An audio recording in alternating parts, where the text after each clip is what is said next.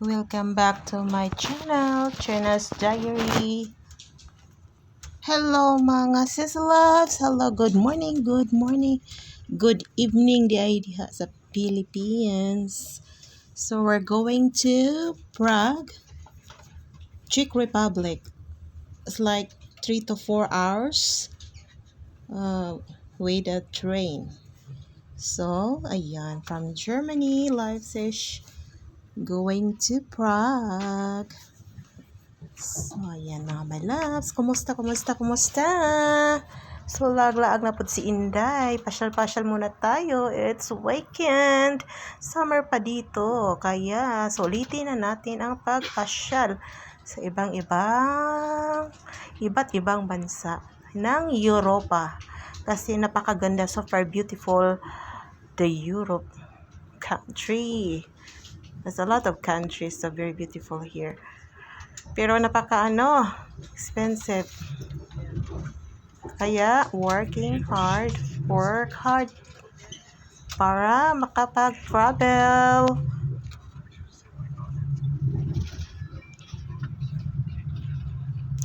So, ayan mga my loves, ang ganda talaga dito.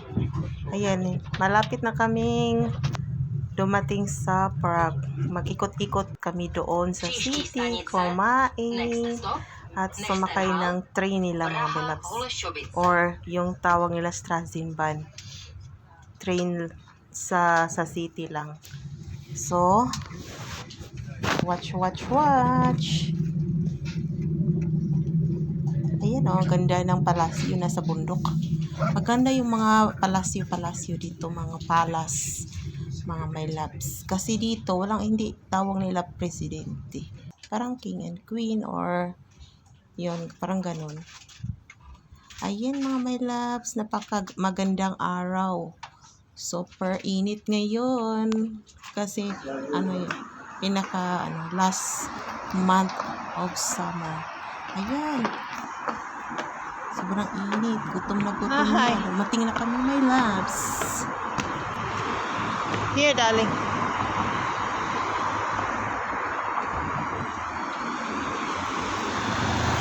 Naghanap kami ng masakyan. Sasakay kami ng train. Dito lang sa Prague. So, lagi kami pumunta dito mga loves kasi 3 to 4 hours lang naman ng biyahe ng train kung meron kang car. Ngayon lang kami nag-train kasi lagi kami pumunta dito with car.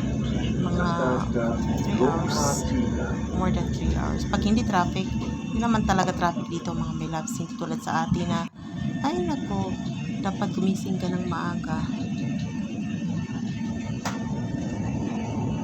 So, ayan. Ito yung pinaka-center sa Prague, mga my loves.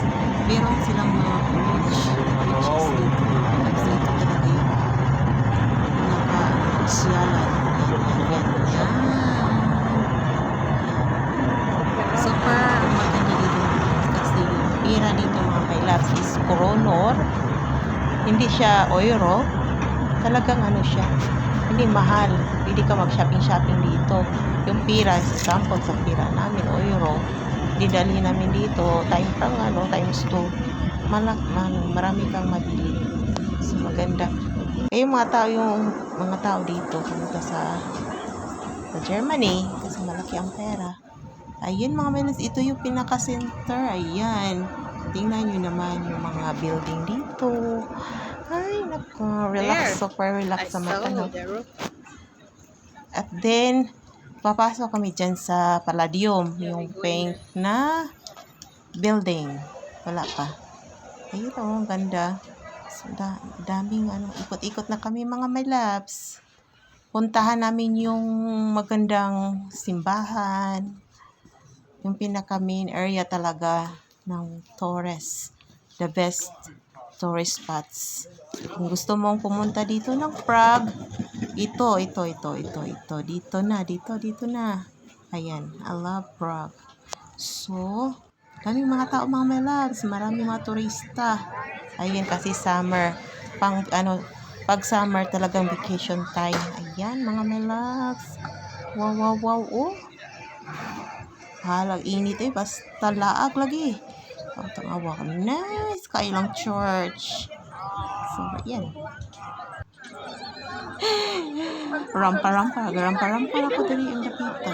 Hindi tayong palibot. Ayan, ako mister. So, yan mga my loves. Napakaganda talaga. Hindi pa kami nakapasok mga my loves. Kasi ang dami pa ang puntahan.